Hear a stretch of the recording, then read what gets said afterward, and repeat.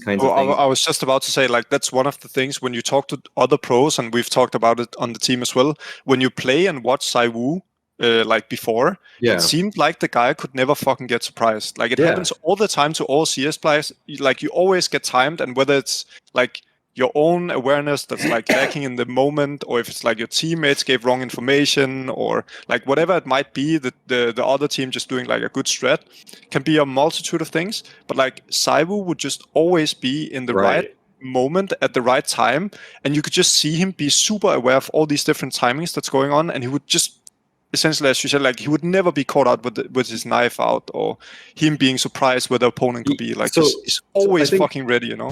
And then I'll add in as well, on the whole angle of, like, as you said, that it could just be ZywOo, this is also where people take for granted. It's why I kept telling everyone last year, stop this thing where you're pretending that you know ZywOo will do what Simple's done and just be amazing for 5 straight years. No, you can't do that, because we didn't even know Simple could do that. That's why it's so insane that he's doing it. He's like breaking the boundaries of what's possible in terms of like elite performance.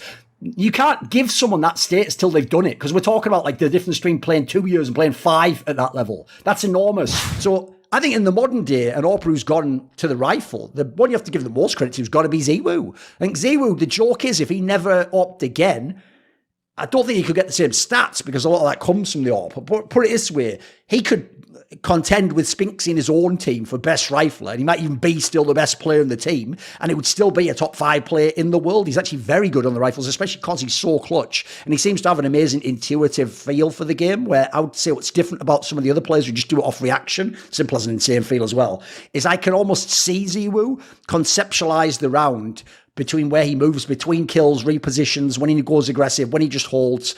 Now for ZywOo, who I've left till the end, this is tricky. He's won his first major. That's big. I'm glad he won a major in CSGO. It's a shame Guardian and Nico never did. It's the first time he ever made it out of the first round of the playoffs. That's big too. I always used to be underwhelming. I used to watch this guy dominate, and I'd wait for him to do awesome in the quarters. Sometimes he'd have a good game. Usually the stats will go down at majors.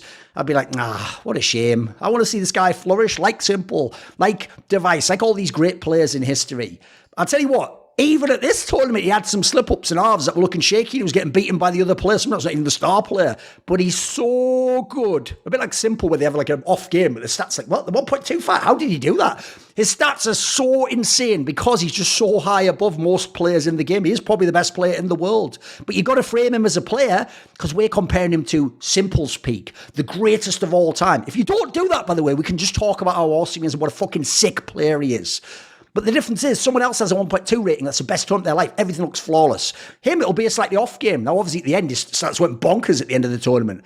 He absolutely, though, did not have to do it on his own, which, fair enough, neither did Simple when he won his title. And by the way, neither did Olaf and Cole in this era. We just don't expect those players to. Sometimes we do expect Nico to do it on his own, but it's just the nature of the game, isn't it? Like, I think this guy was really, really good. Opposition is my problem, because when you look how he played, not only how they battled with him, but the fact that, like, this is the first time in a big prestige event he's done this, basically, except ESL Cologne 2019. He has to do this a lot more at other prestige events and majors, and especially in CS2. In this tournament, in each series, Cypher from Into the Breach, Nork from Apex, and Imma from Gamer Legion really tested this guy and were outperforming him for like first halves, sometimes 2/3 of the way into a map, and they have much worse teammates and a much worse team overall. That actually is a bit concerning for me, even though ZywOo came through and still got the bonkers stats at the end. This is a fact right now. You can get mad at this following fact. It is a fact. He has never beaten a top 18 ranked team on HLTV in the playoffs of a major. That has never happened ever. ZywOo is playing arguably the worst Counter-Strike of his entire professional career, which obviously has been it's just over 3 years long now.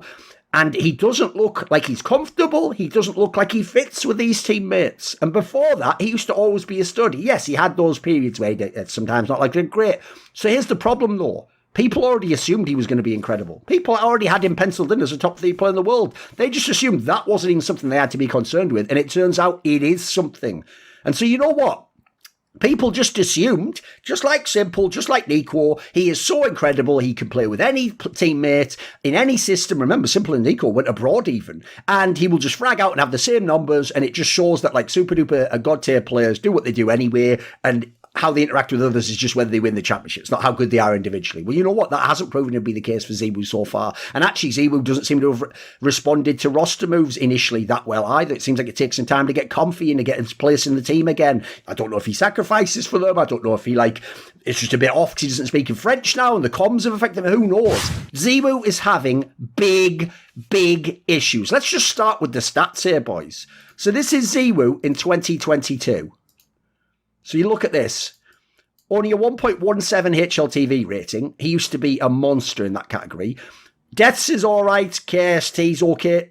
Firepower, amount of kills has gone way down. ADR's gone down. Impact's gone down. That's him thus far in 2022, right?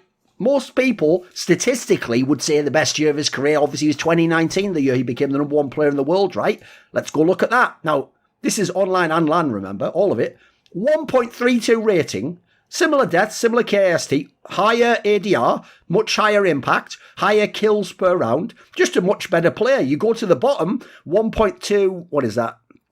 1.26 against top 5 opponents, 1.28 against top 10, 1.27 against top 20. Go back and look at that in the 2022 one. 0.96 against top 5 opponents. And then you go to top 20, 1.04.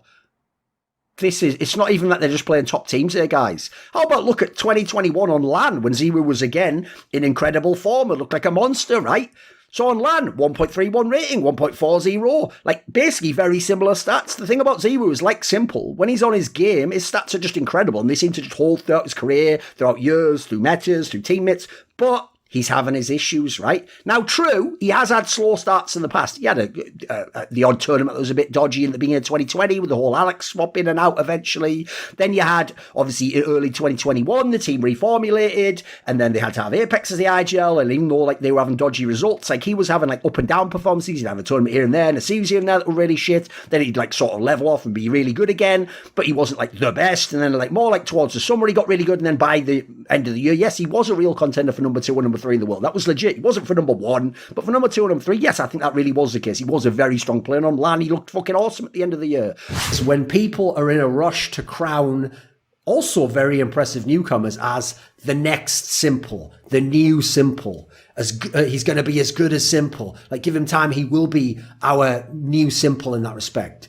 Because this is a scenario where, unless people are using it as hyperbole, they're just exaggerating it, or they're just pointing out that they're really hyped. If they genuinely think this is real, that these players are going to be the next Simple, that they're going to be the new Simple, that they're going to get to Simple's level, I think it's incredibly delusional. I mean, the most recent example that's very much on my mind is obviously the French player ZywOo, who plays for Vitality. Before he played for Against Authority, but at a much lower level, never really competing against top level teams.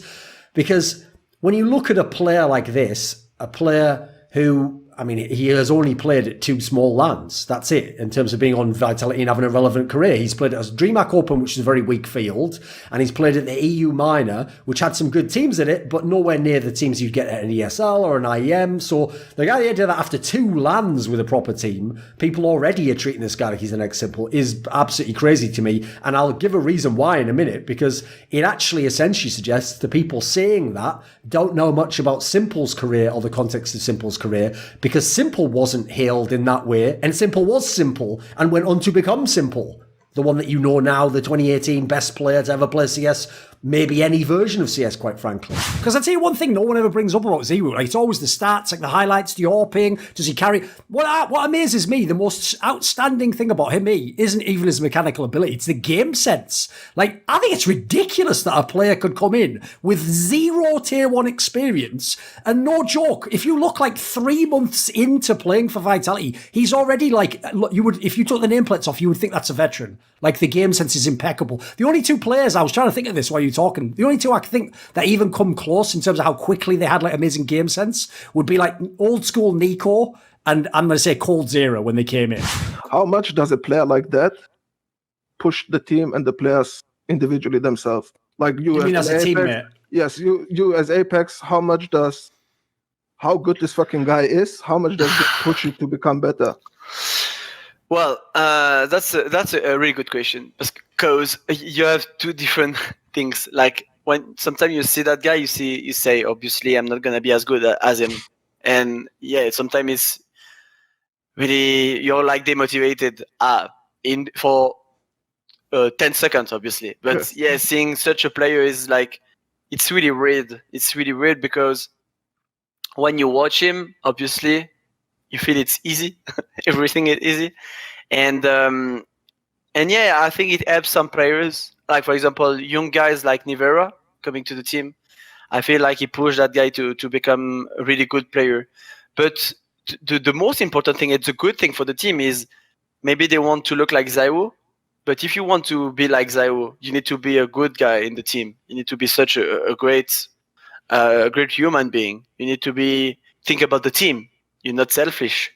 So I feel like it helps the team to get better. I mean, most likely the youngers. For the olders, it's different. We all have the past.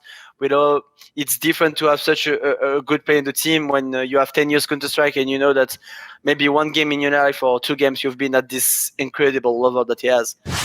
You know when Alex got mega flamed last year, where when ZywOo was like hitting his prime around the summer and he was doing awesome, Alex did that interview where he said, like, everyone goes on about ZywOo, but like they don't know that we're like half his enemies have flashed or something, right? What people don't know, because I know Alex, so I actually know what he meant by that. What he meant was, like, don't think it's only ZywOo. Like, ZywOo isn't literally just playing, going to whatever spot he wants on the map and then just killing all the other team, and we're just sat there like idiots, just going like, thank you, and then just like doing nothing. What he meant was, like, we are helping set him up, we're making him comfortable, like, we're putting him in positions where he can just shoot people and that means us around. But essentially he was trying to say, but it's just the way he phrased it made it sound too much like it was the other way, like, give us a bit of credit as well. But people thought he was saying give us all the credit and give ZywOo nothing, like, they're all just blind, right? The reason why I set that up is because since he's your teammate now, if you say anything along those lines, people are going to think you're flaming him. But I actually want to ask you this, because based on my experiences talking to Vitality players,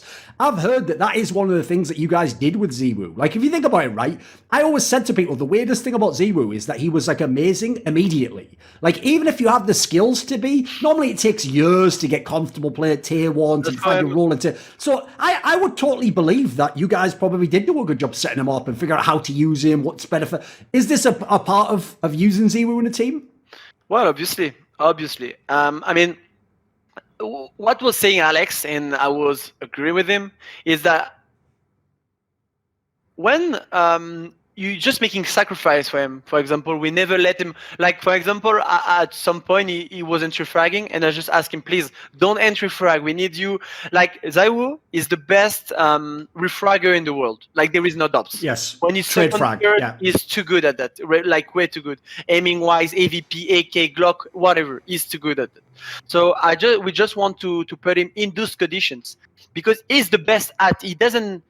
Maybe he doesn't know it because he's a bit innocent guy, but we can see it that when he's second or third on the map, not like baiting, not trying to be a baiter at the other side of the map, or it's not his way to play. He's good at refragging, like, that's the thing. And yeah, obviously we're trying to put him in the best conditions in that sense. Like, sometimes even if we're 2 against 4, but I will go first. I know I will die.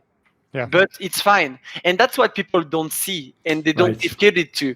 It's that we're giving everything to put him in the best conditions. Everyone needs a support network, and mine is, of course, my Patreon community, the Scrominati, who in many ways, they're the Sonny to my Cher, saying, I got you, babe. So this video and all the others on my channel were kindly supported by the following names: Ahmed Hadjou, Mac Pugnatio Rajcula, Adam Tomlin, Animosity, Jensen Goh, Tosh, Toucan, and you know it. Jerky's Minion, my main man, always going to be referenced, one of the best patrons of all time. Would you like to ask a question in my AMA? Maybe you want to suggest a topic or a guest to say on my channel? Do you want teasers, find out who the upcoming Reflections and Talk to Thorin interviews are? Maybe you want to do one of those long discussions where you get to set the topics we talk about. Well, if any of these or others appeal to you, put your money where your mouth is. Join the Scluminati today via the Patreon link in the description box below.